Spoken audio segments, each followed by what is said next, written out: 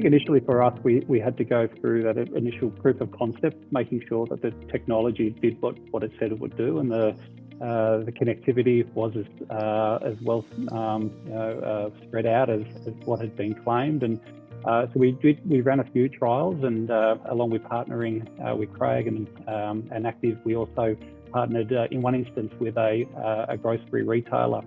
And I remember sitting there with our project lead, Michael Winter, and we tracked a delivery coming down from Sydney to Melbourne, and we were literally watching the truck move along the Hume highways and progress its way down south. But one of the things that we did notice, because we're actually tracking the temperature as well as location, that the consignment was getting colder and colder, and the customer who was assisting with the trial realised that it was a chiller product that had incorrectly been put into a frozen vehicle, and so there was an intervention that was able to be made there to all of a sudden move that product into an alternate vehicle to avoid losing the consignment in its entirety.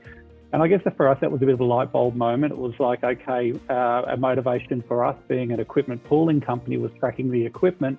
No lost equipment means happy customer, but then all of a sudden it's like, well, this is actually a lot more powerful than that. There's so much more that can be derived as a side product to tracking the asset itself. And so that was the immediate benefit that we were able to realise. And then when you read through the article in the MHD magazine, and Craig talks about the efficiencies that have been gained. So yes, he's not losing the units anymore, which is great. But he's also had an improvement in the efficiency of the use of the units, and so they've been able to reduce the volume that they're requiring average on hire.